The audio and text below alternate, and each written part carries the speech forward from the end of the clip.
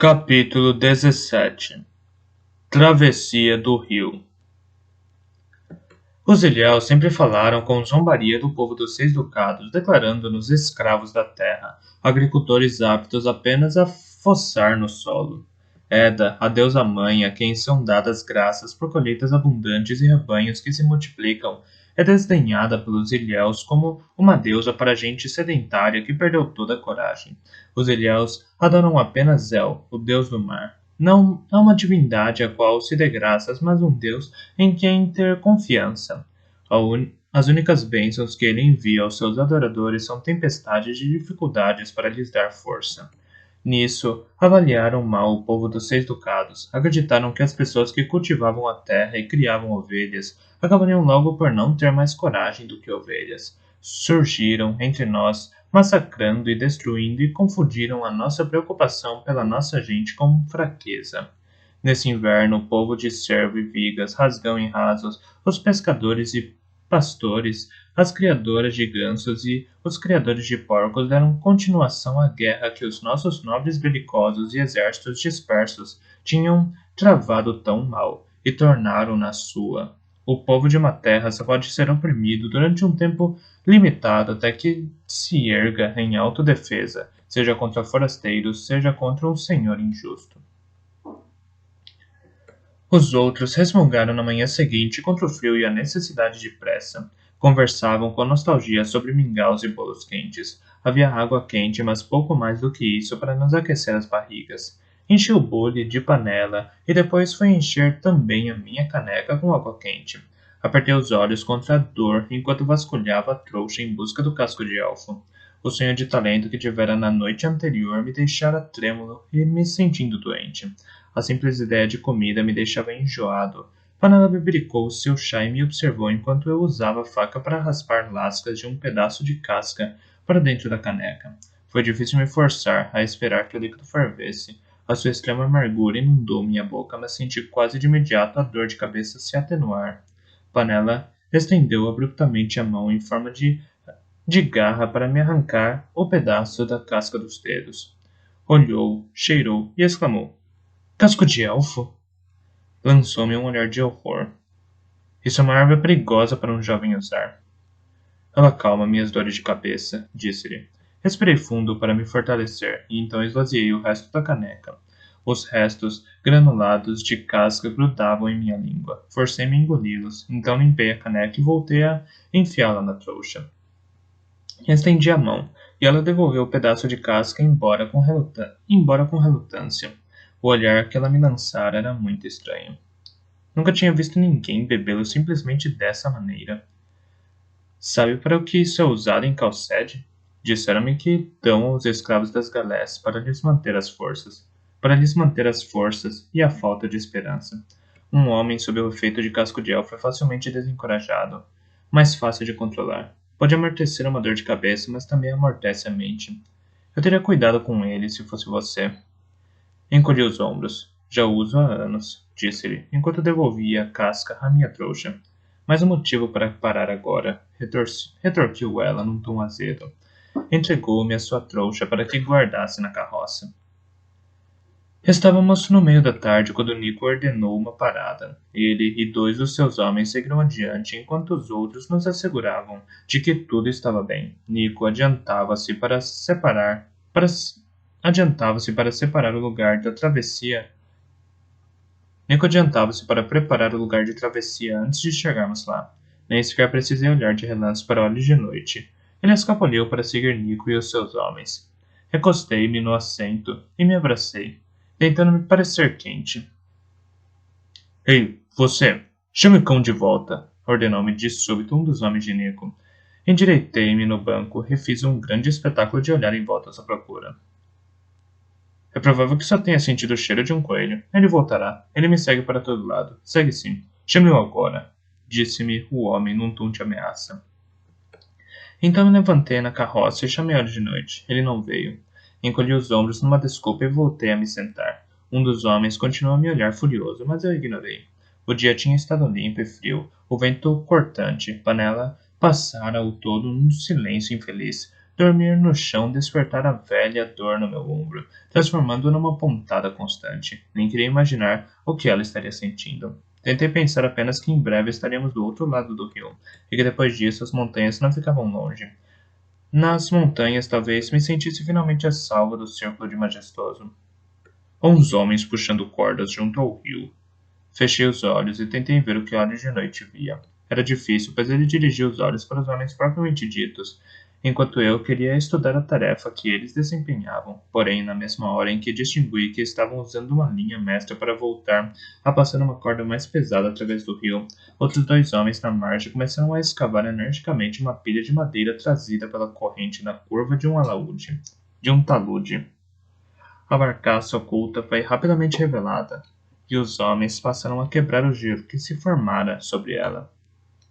Acorda, disse-me Panela, num tom irritado. Ele me cutucou nas costelas com um dedo. Endireitei-me e vi o outro carro já em movimento. Sacudi as rédeas da égua e segui os outros. Viajamos um pouco pela estrada do rio antes de virarmos para uma seção aberta de margem. Havia algumas cabanas queimadas junto ao rio que aparentemente haviam perecido nos incêndios de anos antes. Também havia uma rampa rudimentar feita de troncos e argamassa muito apodrecida. Do outro lado do rio vi os restos da velha barcaça, meio afundados. Partes dela estavam cobertas de gelo, mas também dela se erguia capim morto. Tinham-se passado muitas estações desde que flutuara. As cabanas do outro lado estavam em tão mau estado quanto as deste, pois os seus telhados de colmo haviam ruído por completo. Por trás delas erguiam-se suaves colinas cobertas de sempre vivas. Por trás destas, erguendo-se à distância, viam-se os picos do reino da montanha. Um grupo de homens já prendera a barcaça e atravessava o rio nela para o nosso lado. A proa apontava para a corrente. A barcaça estava fortemente amarrada à corda da polia. Mesmo assim, o rio furioso esforçava-se para soltá-la e levá-la correnteza abaixo.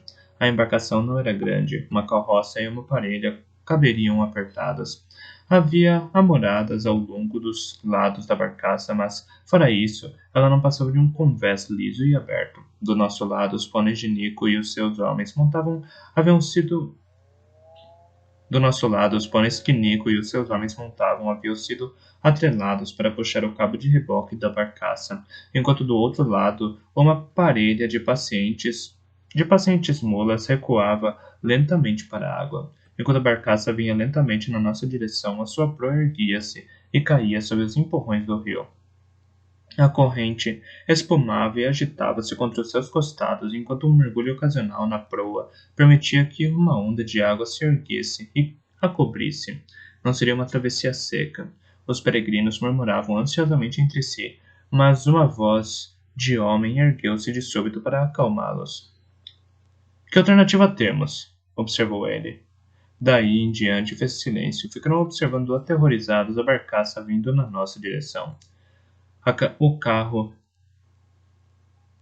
e a parelha de Nico foram a primeira carga a fazer a travessia. Nico talvez tenha organizado as coisas assim para dar coragem aos peregrinos. Vi a barcaça ser encostada à rampa e presa pela popa. Senti o desprazer dos cavalos, mas também que eles estavam familiarizados com aquilo. Foi o próprio Nico que os levou para a barcaça e lhes segurou as cabeças enquanto dois dos seus homens corriam para prender a carroça aos ganchos. Então Nico desembarcou e fez um sinal acenando com a mão. Os dois homens levantaram-se, cada um junto da cabeça do seu cavalo, enquanto a parelha de mulas de outra margem se dedicava à corda.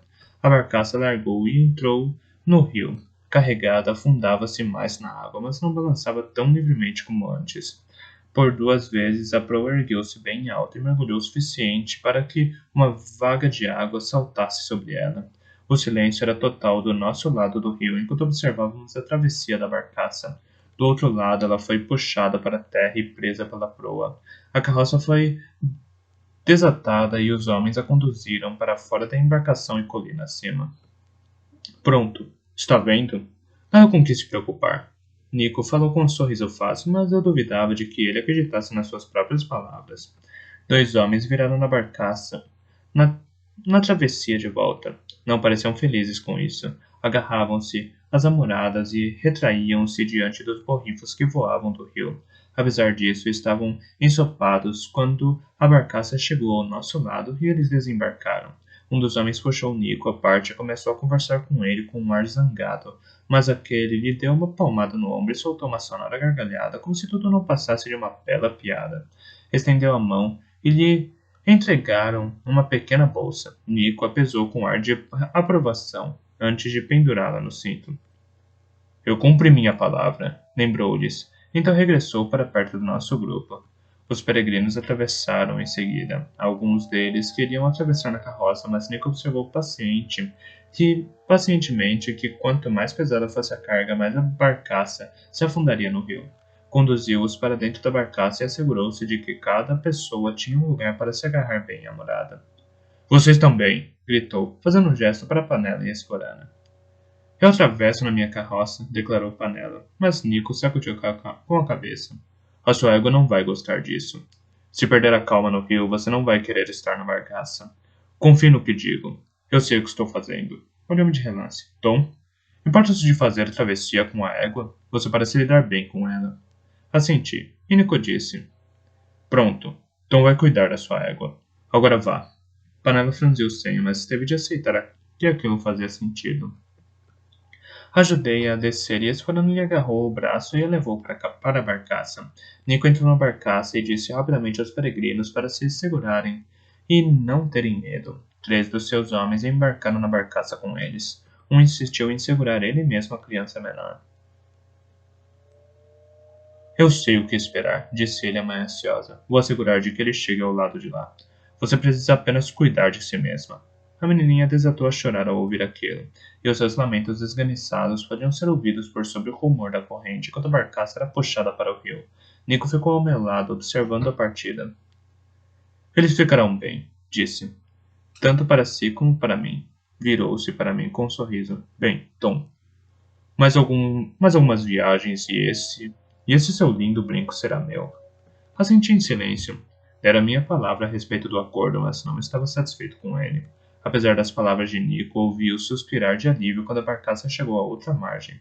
Os encharcados peregrinos saltaram apressadamente da embarcação quando ela ainda estava sendo amarrada, vi Esporano ajudar Panela a desembarcar, e depois alguns dos homens de Nico os apressaram a subir a margem e a penetrar no abrigo das árvores. Então, a barcaça regressou mais uma vez para o nosso lado, trazendo outros 2 homens.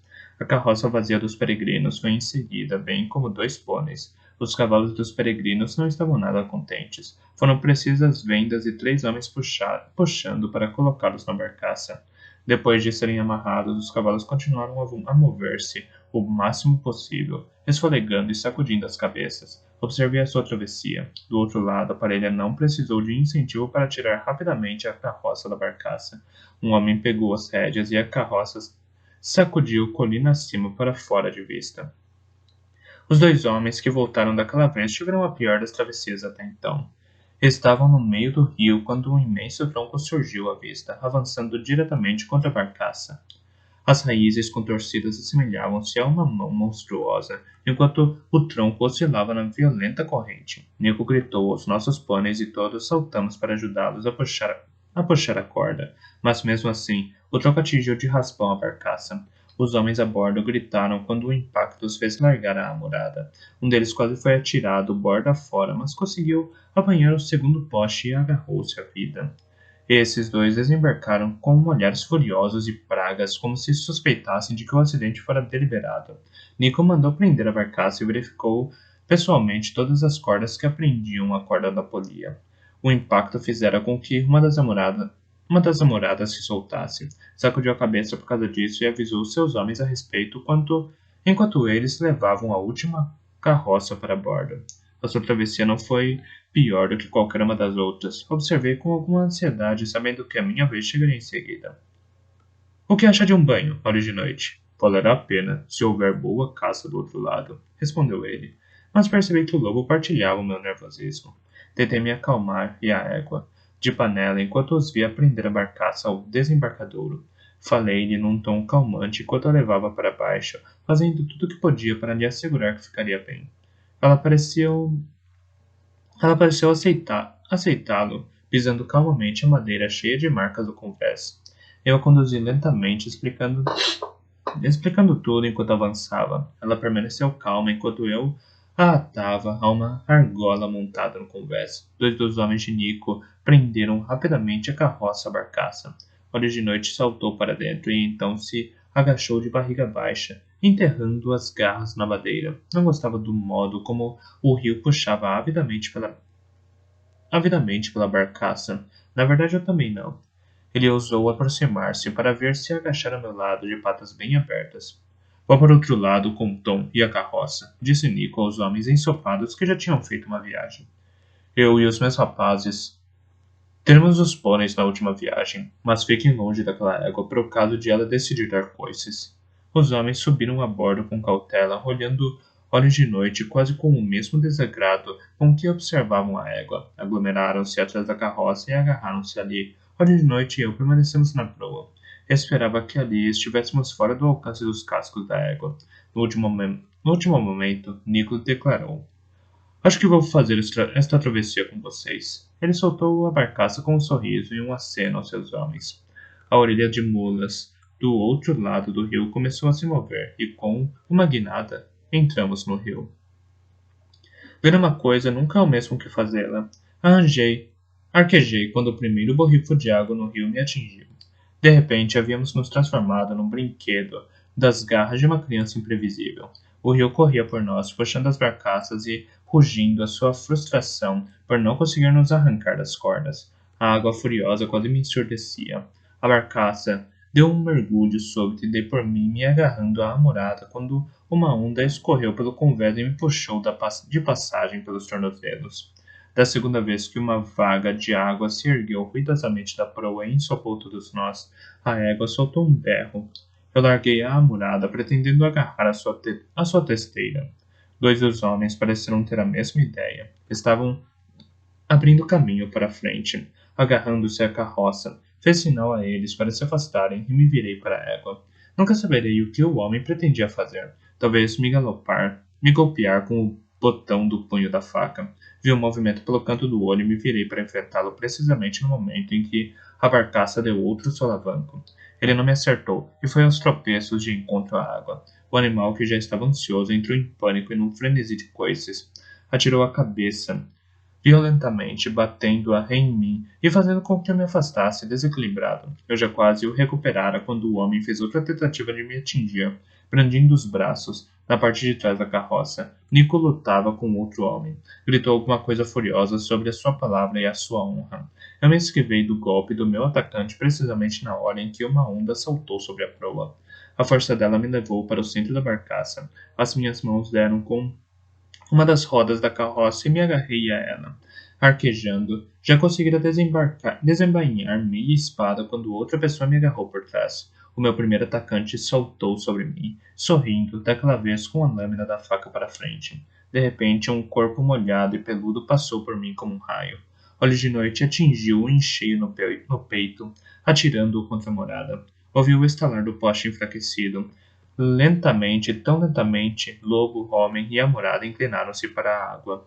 Saltei atrás deles, arrastando meu agressor comigo. Quando mergulharam, consegui agarrar tanto os restos estilhaçados do poste como a cauda de Olhos de Noite. Sacrifiquei a espada para isso. Só consegui agarrar a extremidade da cauda dele, mas aguentei. A cabeça do lobo veio à tona, enquanto as patas da frente raspavam freneticamente contra a barreira de barcaça. Ele começou a subir para dentro da embarcação. Foi então que uma bota me atingiu com violência no ombro. A dorsura que havia nele explodiu. A bota seguinte me atingiu no lado da cabeça. Vi os meus dedos se abrirem. Vi Olhos de Noite rodopiando para longe de mim, capturado pelo rio e sendo carregado. Irmão! Gritei. O rio engoliu as minhas palavras e a onda seguinte, que cobriu o convés, me ensopou e me encheu a boca e o nariz. Quando a água passou, tentei me apoiar nas mãos e nos joelhos. O homem que me chutara ajoelhou ao meu lado. Senti a pressão da sua faca no meu pescoço. Fique onde está e segure-se, sugeriu ele em tom de ameaça. Virou-se e gritou a Nico. Vou fazer isso à minha maneira. Não respondi. Estava sondando freneticamente, pondo todas as minhas forças na tentativa de chegar ao lobo.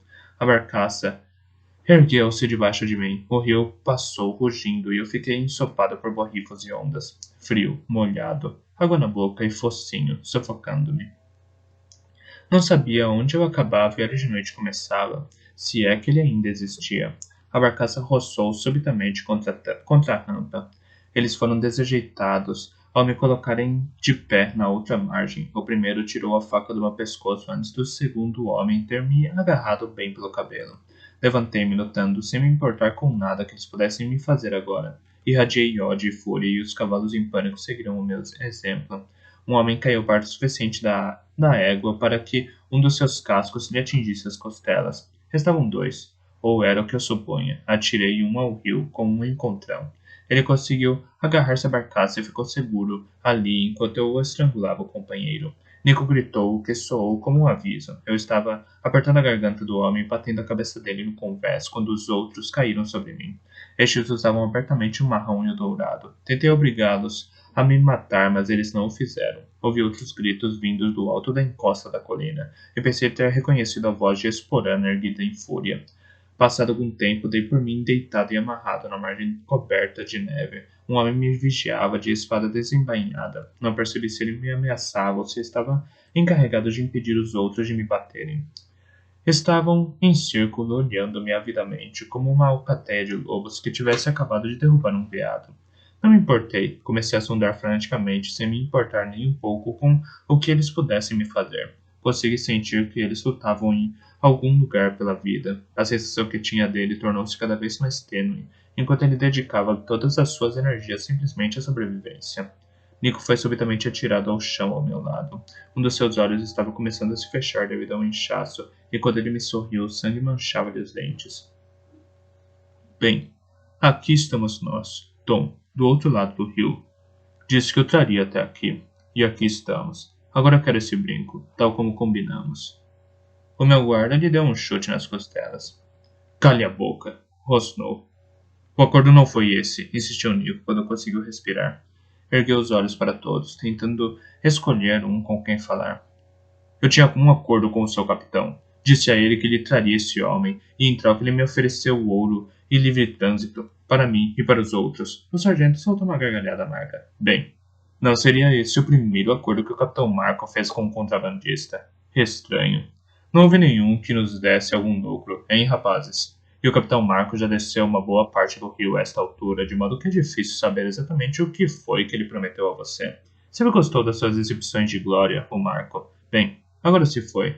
Mas eu sei quais são as minhas ordens. Prender todos os contrabandistas e levá-los para o olho de lua. Sou um bom soldado, sou sim. Sargento inclinou-se e soltou a bolsa de ouro de Nico e também a sua própria bolsa. Nico debateu-se e perdeu algum sangue ao fazê-lo. Não me incomodei em ver muito daquilo. Ele me vendera aos guardas de majestoso. E como soubera quem eu era? Conversa de travesseiro com Esporana, disse a mim mesmo com amargura. Confiara. E isso me causara o que causara sempre. O que causava sempre. Nem sequer me virei para olhar quando o arrastaram para longe. Eu tinha apenas um amigo verdadeiro e a minha tolice lhe custara. Outra vez, fitei o céu e sondei para fora do meu corpo. Escarneci. Escancarei os sentidos o mais que pude. Sondando, soldando, descobriu. Em algum lugar, as suas garras raspavam e arranhavam um talude íngreme e gelado. A sua densa pelagem estava carregada de água e a deixava de tal modo pesada que ele quase não conseguia manter a cabeça à tona. Perdeu o apoio. O rio voltou a capturá-lo e foi mais uma vez rodopiando o rio abaixo. O rio o puxou para baixo e manteve-o lá. Então o atirou subitamente para a superfície. O ar com que ele encheu os pulmões estava carregado de espuma. Não lhe restavam forças. Tente! Ordenei-lhe. Continue tentando! E a caprichosa corrente voltou a atirá-lo contra uma margem, mas esta era um emaranhado de raízes pendentes. As suas garras prenderam-se nelas e ele içou-se bem alto, esgravatando as raízes enquanto cuspia água e ofegava em busca de ar. Os seus pulmões trabalhavam como foles. Saia da água! Sacuda! Ele não me deu qualquer resposta, mas senti içando-se para fora da água. Pouco a pouco ele subiu para a margem coberta da vegetação. Rastejou para fora como um cachorro apoiado na barriga. A água escorreu de seu corpo, formando uma poça em volta dele no local onde se aninhou. Estava com tanto frio. Gelo já estava se formando nas suas orelhas e focinho. Levantou-se e tentou sacudir-se. Caiu, voltou a ficar em pé, cambaleando, e foi embalar-se. E foi a cambalear que afastou mais alguns passos do rio. Sacudiu-se outra vez, fazendo voar água para todo lado. O ato o deixou mais leve ao mesmo tempo que lhe deixava os pelos em pé. Parou, de cabeça baixa, e vomitou uma golfada de água do rio. Encontre abrigo, enrole-se e se aqueça, disse ele. Ele não estava pensando muito bem. A centelha que era ali de noite quase se apagara. Espirrou violentamente várias vezes e depois olhou em volta. Ali, em Stay, debaixo daquela árvore. A neve dobrara as frondas da sempre viva, quase até o chão. Debaixo da árvore havia uma pequena cova coberta com um espesso tapete de agulhas caídas. Se ele rastejasse para lá e se enrolasse, talvez voltasse a se aquecer. Continue, disse-lhe. Você consegue. Continue. Acho que você chutou. Acho que você chutou ele com força demais. Está olhando para o céu. Viu o que aquela mulher fez ao escafe? Está sangrando como um porco, mas lhe deu um bom troco. Para onde foi a velha? Alguém encontrou? Não irá muito longe. Não irá longe com esta neve, não se preocupe. Acorde e coloque-o de pé. Ele nem sequer pisca, quase nem respira. Não me interessa. Apenas leve-o ao feiticeiro do talento. Depois disso, já não será problema nosso. Soube que guardas me arrastaram pelos pés. Soube que me levaram até a colina. Soube que me levaram colina acima. Não protestei qualquer atenção a esse corpo.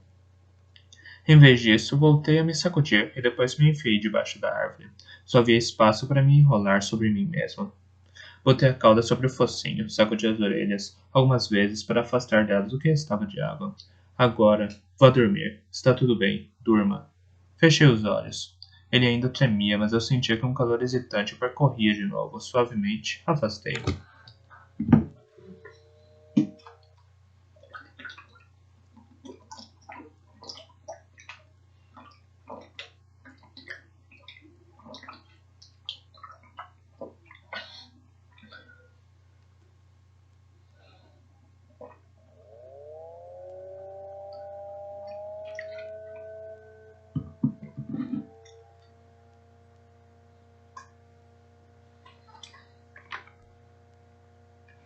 Ergui a cabeça e olhei através dos meus próprios olhos.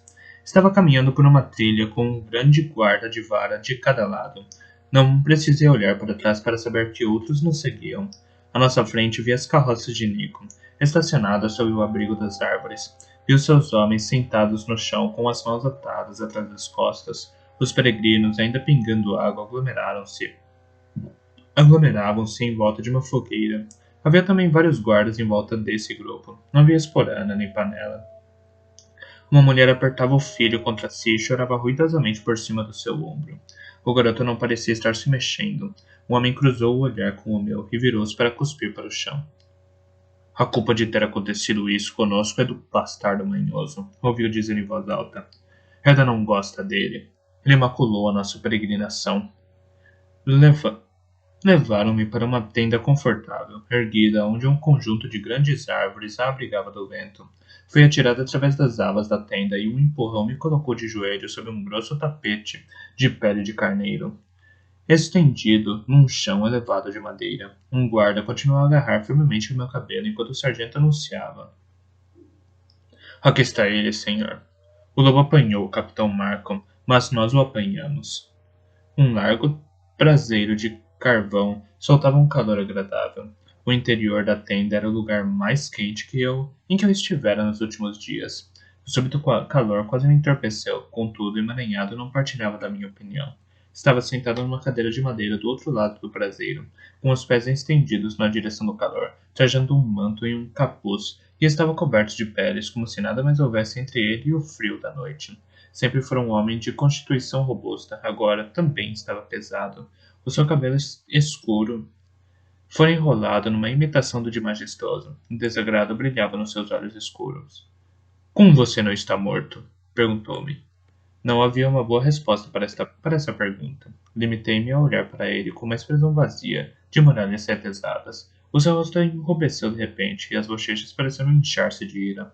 Quando falou, tinha voz tensa. Olhou furioso para o sargento. Faça um relatório apropriado. Então, antes que o homem tivesse tempo de começar, perguntou. Deixaram o lobo escapar? Não, Não deixamos, senhor. Ele atacou o capitão. Ele e o capitão Marco caíram no rio juntos, senhor, e foram levados. Com uma água tão fria e rápida, nenhum tinha chance de sobreviver. Mas mandei mais alguns homens rio abaixo para procurar na margem o corpo do capitão. Também vou querer o corpo do lobo. Se ele encalhar na margem, assegure-se de que os seus homens saibam disso. Sim, senhor. Apanhou o contrabandista Nico, ou será que ele também escapou? O sarcasmo de emaranhado era pesado.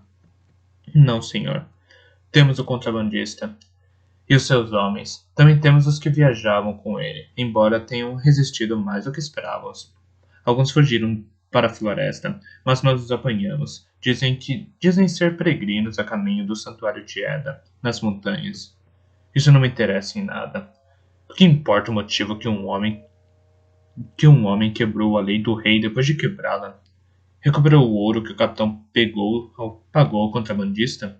O sargento fez uma expressão de surpresa. Não, senhor. Ouro pago a um contrabandista? Não havia sinal de tal coisa. Fico pensando se não teria ido rio abaixo com o capitão Marco. Talvez ele não tenha dado ao homem. Eu não sou idiota. Sei muito mais daquilo que se passa do que você pensa que sei. Encontre-o, todo ele, e traga-o aqui. Capturaram todos os contrabandistas? O sargento respirou fundo e decidiu-se pela verdade. Alguns estavam com aparelhos de pôneis do outro lado quando derrubamos Nico. Esses foram embora antes de esqueça-os. Onde está o cúmplice do bastardo? O sargento mostrou uma expressão vazia. Creio que ele não conhecia a palavra. Não capturou a menestrel? Esporana? Voltou a perguntar emaranhado. O sargento parecia desconfortável. Ela ficou um pouco fora de controle, senhor, quando os homens estavam dominando o bastardo na rampa. Atirou-se no homem que a segurava e lhe quebrou o nariz. Foi um pouco difícil controlá-la. Ela está viva? O tom de emaranhado não deixou dúvidas quanto ao desprezo que sentia pela competência dos homens. O sargento corou. Sim, senhor, mas... Emaranhado silenciou com o olhar. Se o capitão ainda estivesse vivo, iria desejar estar morto. Não fazia qualquer ideia de como se apresentam relatórios ou de como se deve manter o controle de uma situação. Um homem devia ter sido enviado a mim de imediato para me informar sobre estes acontecimentos enquanto ocorriam, em vez de ter sido permitido que a menestrel visse o que estava acontecendo. Ela devia ter sido presa de imediato, e só um idiota teria tentado subjugar um homem numa barcaça no meio de uma correnteza forte, quando tudo o que tinha de fazer era esperar que a barcaça acostasse. Ali teria havido uma dúzia de espadas a seu comando. Enquanto ao suborno do contrabandista, ele me será devolvido, caso contrário, todos vocês ficarão sem pagamento até que a soma seja completa. Eu não sou um idiota. Lançou um olhar furioso por todos os que se encontravam na tenda. Isso foi mal executado. Não vou desculpá-lo. Apertou bem os lábios. Quando voltou a falar, cuspiu as palavras. Todos vocês, saiam. Sim, senhor. O prisioneiro? Deixem-o aqui. Deixem 2 homens lá fora, de espadas desembainhadas, mas quero falar com ele a sós. O sargento fez uma mesura e apressou-se a sair da tenda. Os seus homens seguiram-no prontamente. Ergui os olhos para emaranhado e enfrentei os seus. Tinha as mãos bem atadas atrás das costas, mas ninguém mais me forçava a me manter de joelhos. Levantei-me e baixei os olhos para emaranhado. Ele enfrentou meu olhar sem vacilar. Quando falou, tinha voz calma. Isso tornou as suas palavras ainda mais ameaçadoras. Repito aquilo que disse ao sargento. Não sou idiota. Não duvido de que você já tem um plano para escapar. É provável que ele inclua me matar. Eu também tenho um plano que inclui a minha sobrevivência. Vou lhe contar. É um plano simples, bastardo. Sempre preferi a simplicidade. É assim. Se você me causar o menor problema, mando matá-lo. Como sem dúvida deduziu o rei majestoso. Quero que você seja levado vivo até ele. Se possível, não pense que isso evitará que eu o mate, se você se tornar inconveniente. Se está pensando no seu talento, devo avisá-lo de que tem a mente bem protegida. Se eu chegar a suspeitar de que está tentando testá-la, irá testar o seu talento contra a espada do meu guarda. E quanto à sua manha, bem, parece que os meus problemas também estão resolvidos nesse sentido. Mas se o seu lobo se materializar, ele também não é a prova de espada. Eu nada disse. Compreendeu-me? Assenti uma vez. Ainda bem. Agora, se não me causar problema, será tratado com justiça, assim como os outros. Se você se mostrar de algum modo difícil, eles também partilharão das suas privações. Também compreende isso? Enfrentou o meu olhar, exigindo uma resposta. Igualei o seu tom calmo. Acha mesmo que me importa se você derramar sangue de Nico agora que ele me vendeu? Ele sorriu. Isso me deixou gelado, pois aquele sorriso já pertencia ao simpático aprendiz de carpinteiro. Era um emaranhado diferente que agora usava sua pele. Você é astuto, bastardo. E o é desde o início, desde que o conheço. Mas tem a mesma fraqueza do seu pai, do pretendente. Acredita que uma vida destes camponeses vale mesmo que a sua.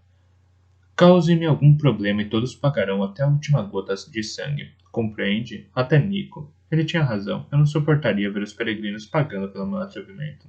Perguntei em voz baixa. E se cooperar? O que acontece a eles nesse caso? Ele sacudiu a cabeça por causa da minha tolice em me preocupar. 3 anos de servidão.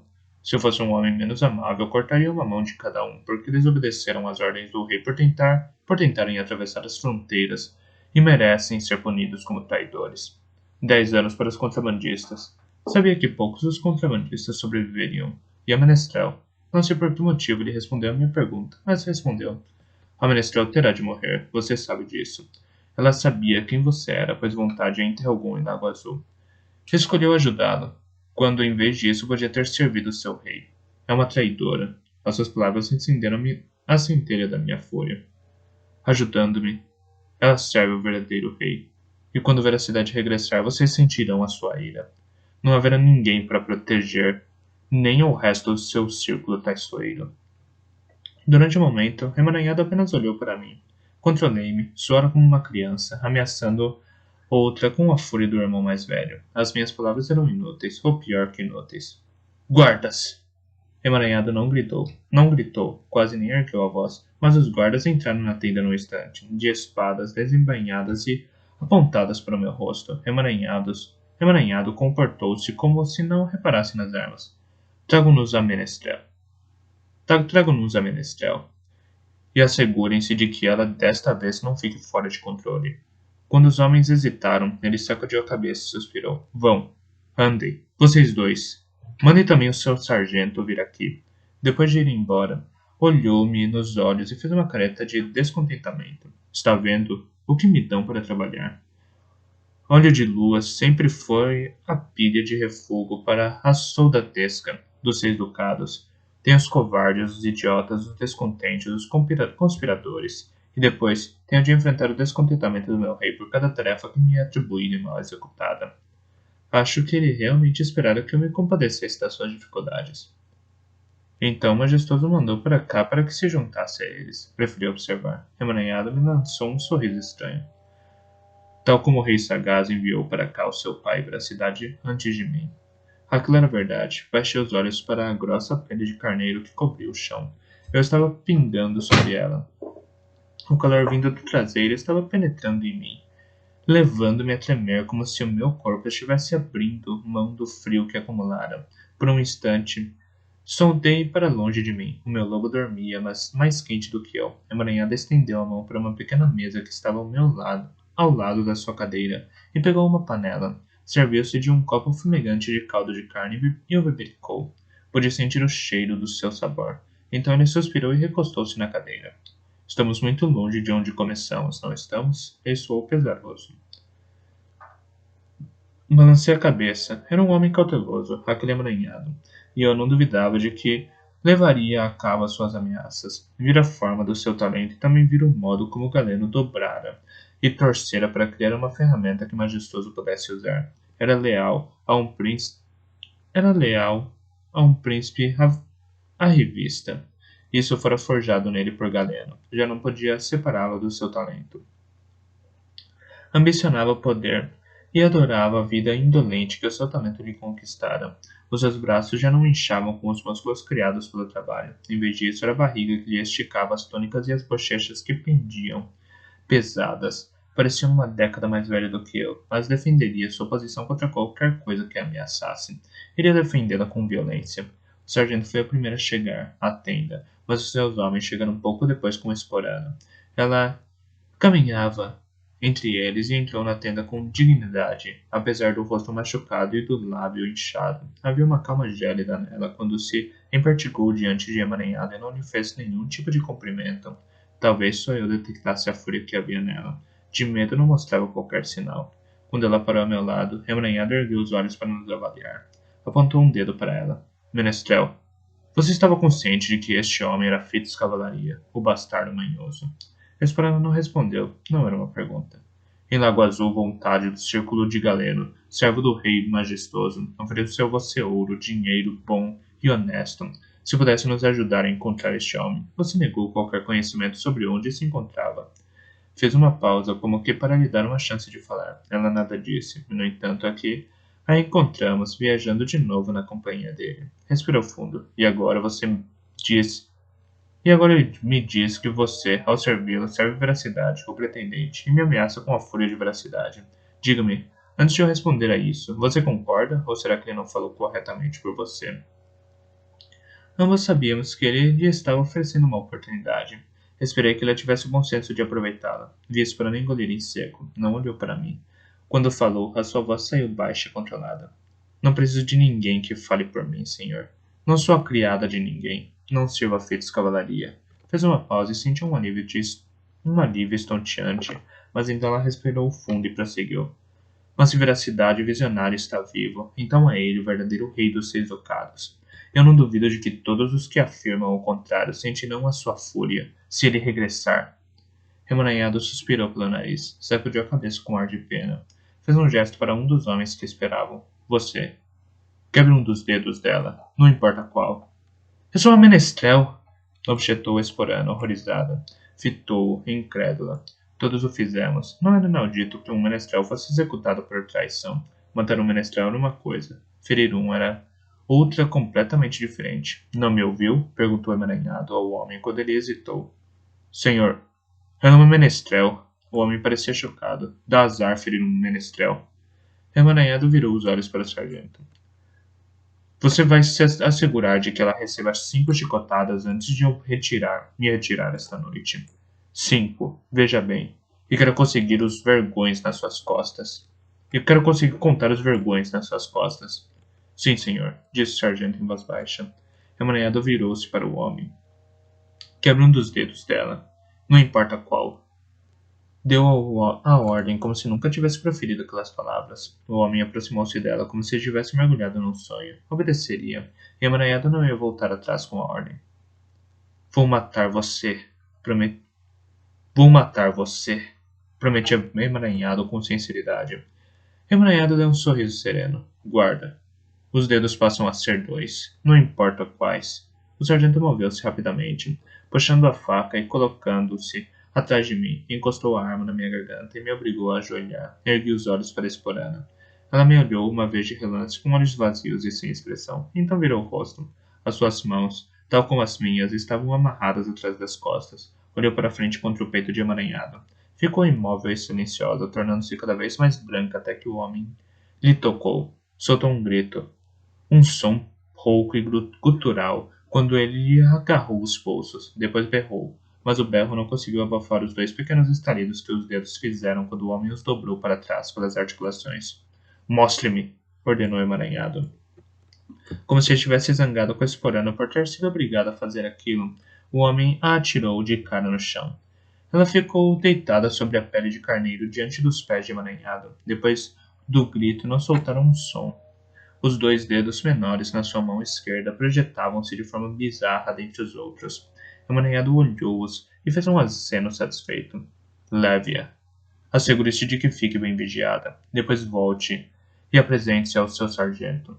Quando ele acabar, venha até mim. A voz de emaranhado era monótona. O guarda agarrou a Esporana pelo colarinho e colocou-a de pé. Parecia ao mesmo tempo doente e furioso. Quando a empurrou para fora da tenda, emaranhado dirigiu um aceno ao sargento.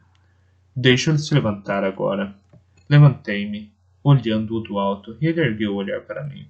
Porém, já não havia a menor dúvida sobre quem possuía o controle da situação. A sua voz soou muito calma quando ele observou. Há pouco você disse que havia me compreendido. Agora sei que compreende. A viagem até o olho de lua pode ser rápida e fácil para você, Fitz Cavalaria. E para os outros, ou pode ser de outra forma. A escolha é inteiramente sua. Não respondi, não era necessário.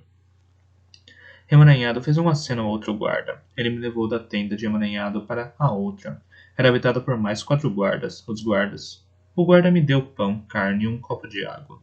Mostrei-me dócil enquanto ele voltava a amarrar as minhas mãos. à frente para que eu pudesse comer. Depois apontou para um cobertor num canto e eu fui para lá como um cão obediente. Amarraram de novo as minhas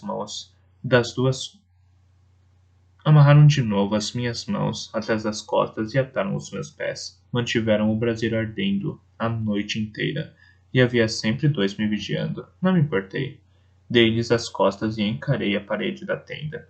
Fechei os olhos e fui não dormir, mas até o meu lobo. Fechei os olhos e fui não dormir, mas até meu lobo. A sua pelagem estava quase seca, mas ele continuava dormindo, exausto. Tanto o frio quanto as pancadas que levaram do rosto haviam cobrado seu preço.